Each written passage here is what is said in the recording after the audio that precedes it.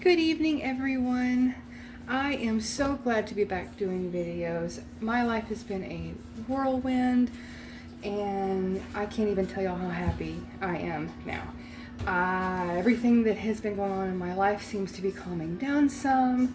My little one's doing good. My partner's back home. He actually went back to work tonight. And so it is 8:34 at night, and my little one's asleep. We have a doctor's appointment tomorrow, so I want him to have plenty of sleep. And like I said, my partner's at work, and he works until about 10:15. So, talking with him today, while he's been at work on a break, he asked and wished that we had some chocolate pudding.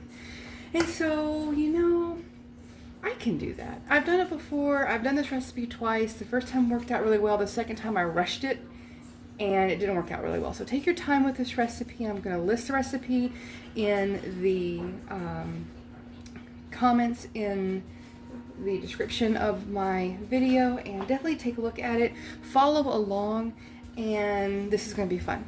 I absolutely love this recipe, hot or cold, they're both great. I'd honestly eat this without it setting. It's so yummy, and it beats the heck out of store-bought.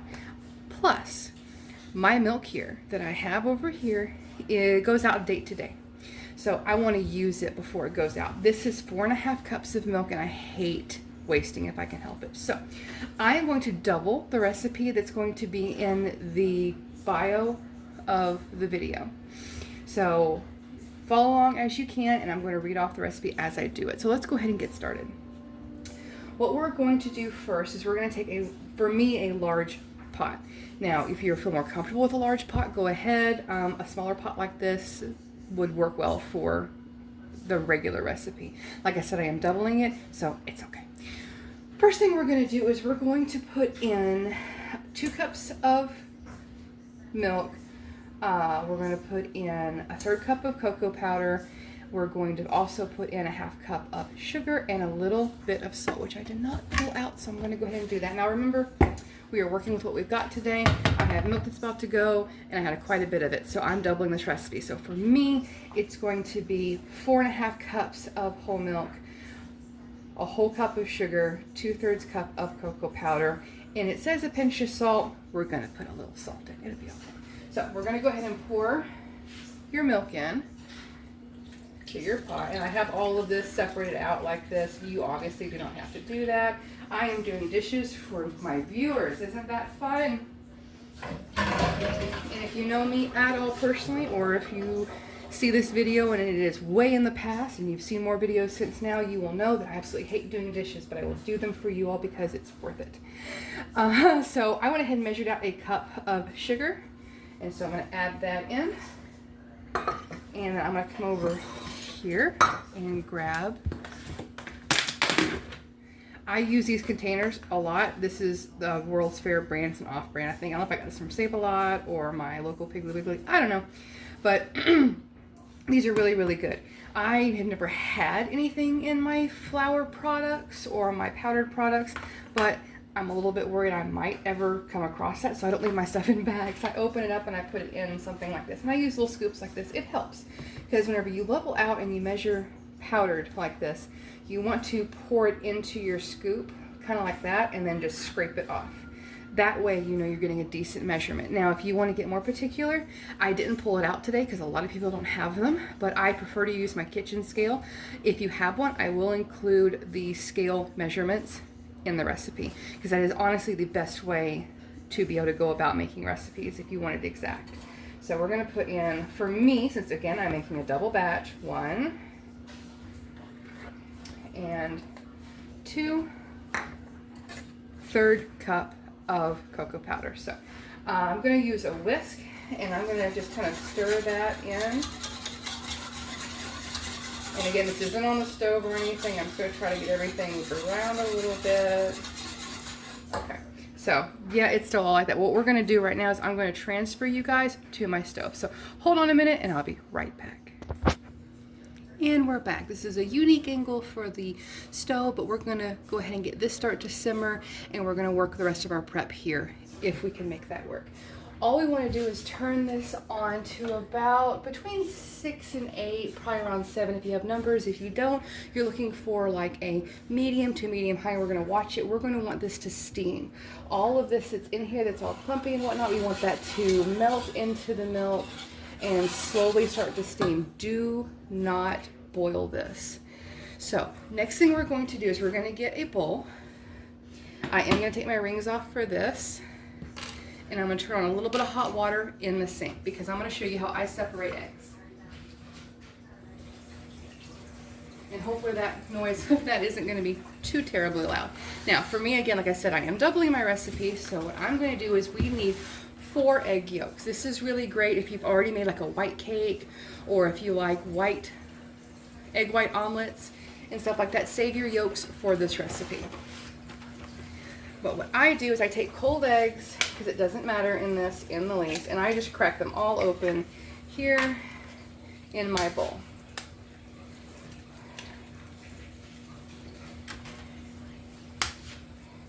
And guys, eggs are getting so expensive anymore. I know we all say probably that everything is expensive, but eggs are just insane.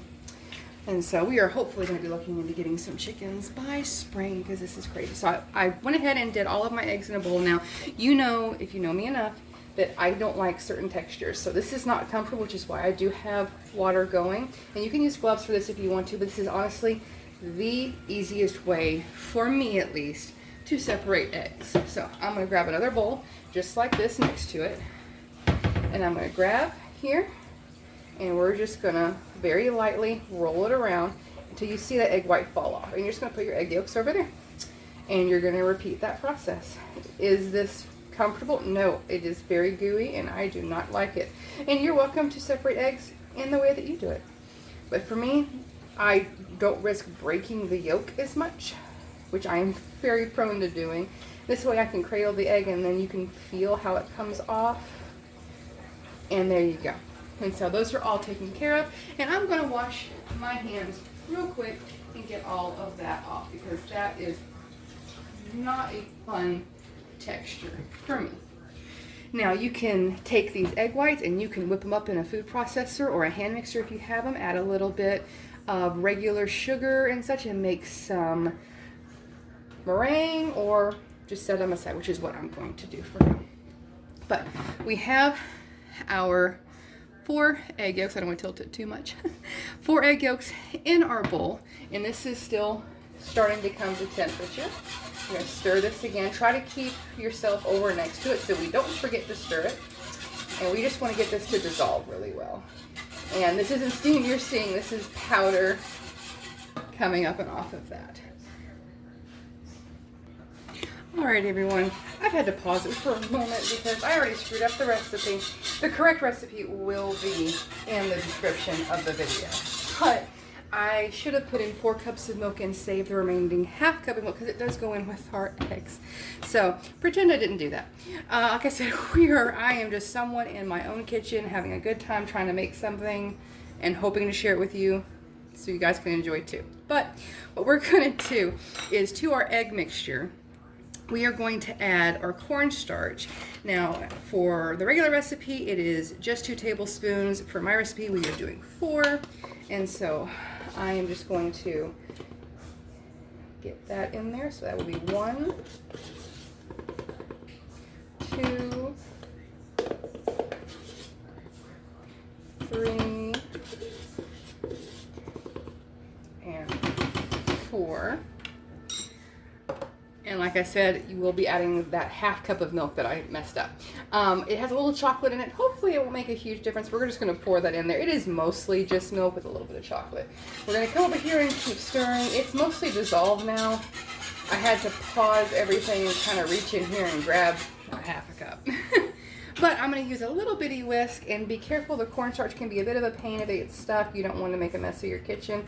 Or if you do like anybody else and just get it cleaned up afterwards. But it does stick in the bottom, so make sure you get in the bottom and you really pull that up and you get that mixed up really, really well. Cornstarch does very well dissolving in cold liquids. So when you're making gravy or you're trying to thicken something up, always try to put cornstarch in cold liquids. put it in hot liquids, it's going to clump up real fast because it's going to get that outside really wet and clump up. And it's just going to make whatever you're doing clumpy. And we don't want that. We want it nice and smooth and silky. We're making pudding. So we're not quite there yet. It is all pretty much dissolved. So at this point, we're really just waiting on it to come to a really good steam. Alrighty, if you can see, we are starting to simmer, or starting to steam a little bit. What I am going to do, I think, keep this mixed up too because it can settle at the bottom. But we are going to hold on and take a small ride over, oops, here. So you can get a little bit better view of what we're going to be doing. All right, like I said, we're waiting for it to steam, which it's doing, and we want it to try to almost start to simmer. Now for me, it's whenever it's completely still, you want to watch and see. You don't want bubbles necessarily, but you want to see it kind of starting to move. The last thing we want for this to do is to boil. And so honestly, this isn't really hard. You just got to pay close attention. Try not to have anything going on around you if you can, or have some help in the kitchen to keep an eye on it. Because right now, it's just steaming. It's swirling because I stopped whisking it, but we haven't gotten anything close.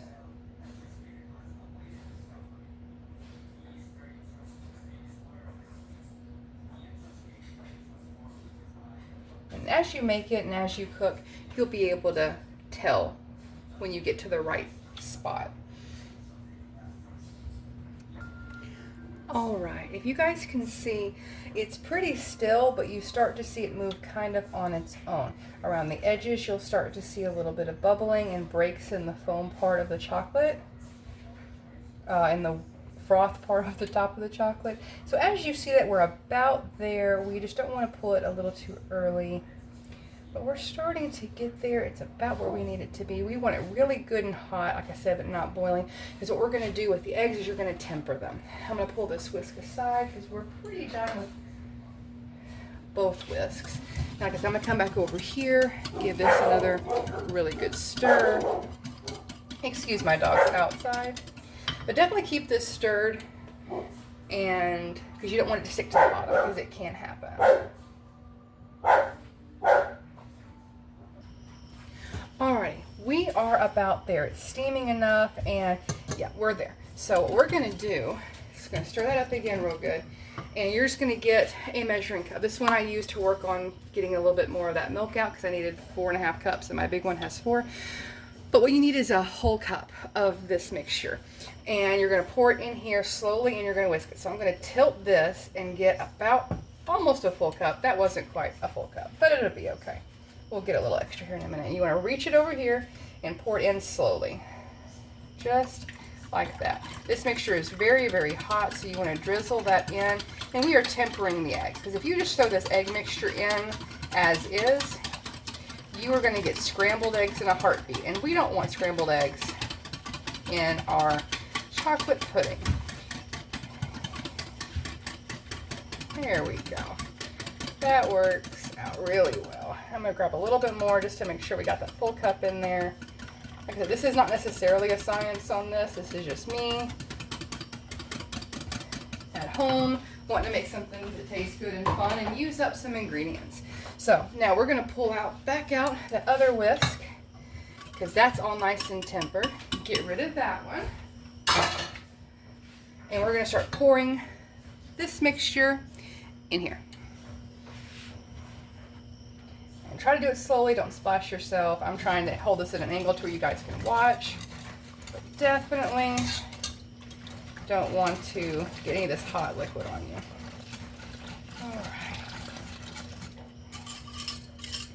All right.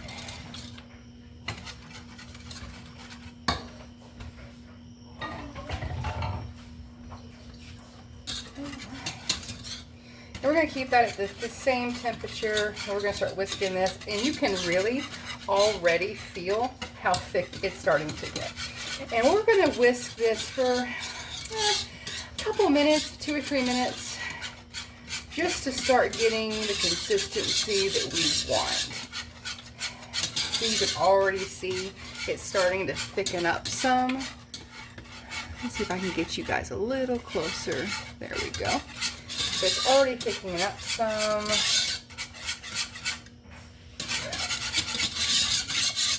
We're going to cut that heat.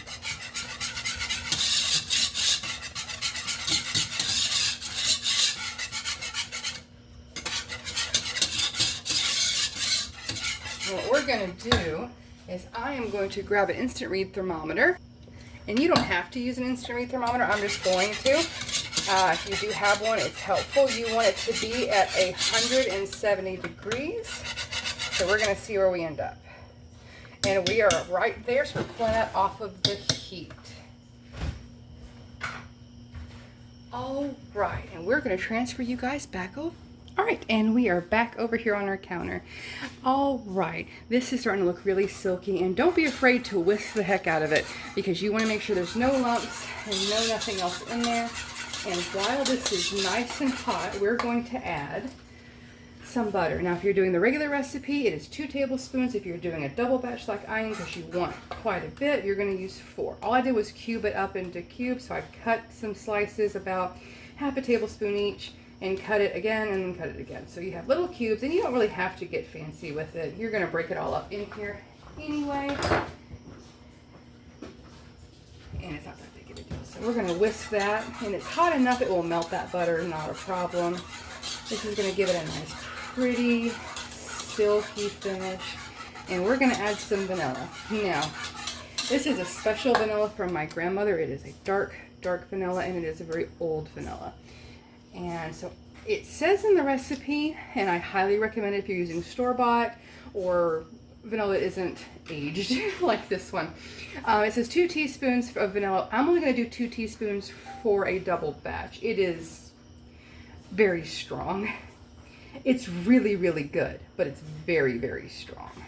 And honestly, with the aged vanilla, it's a very unique flavor. So I'm just going to do 2 teaspoons, which, like I said, if you're doing store-bought or something that isn't aged like that, isn't that potent, you can go ahead and do the 2 for the regular batch and 4 for a double, but I don't have a need for it. Oh my goodness, it smells so good. I love that smell.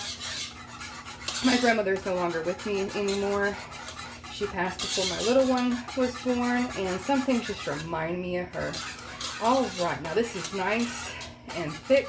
You see, as the whisk goes, it leaves a bit of a trail behind, like you're having to pull it. That's the consistency you're wanting. Now, we're going to put this in a bowl, and we're going to put it in the fridge for about 3 hours to up to about 4 days. And I'm going to show you how we're going to put this in the fridge so you don't get that skim, crusty, not fun top on it. Alright, since we've been talking about my grandmother and her vanilla, I thought it'd only be appropriate to use a family heirloom to put it in. And so this is really, really fun. I don't necessarily collect a lot of dishes, but this is whole brownstone drip, whatever kind of dish you would call it. I don't know where that's from, but it's just one of those really, really cute, unique, old-timey, you know, little dishes.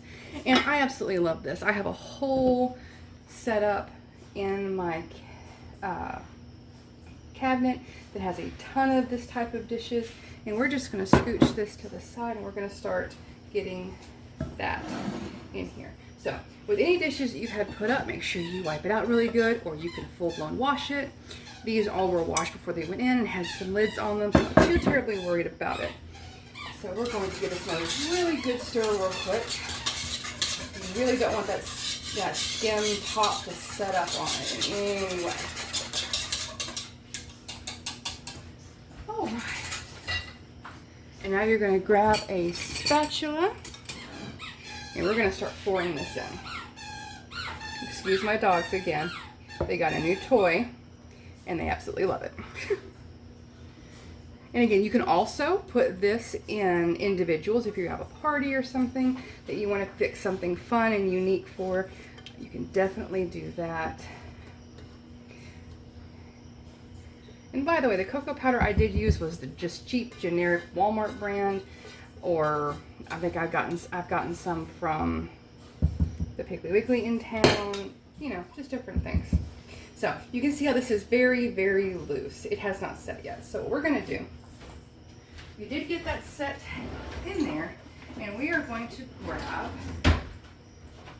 some just regular old food wrap. Oh, dishes are moving in the sink. Nothing fancy. This is just what I have.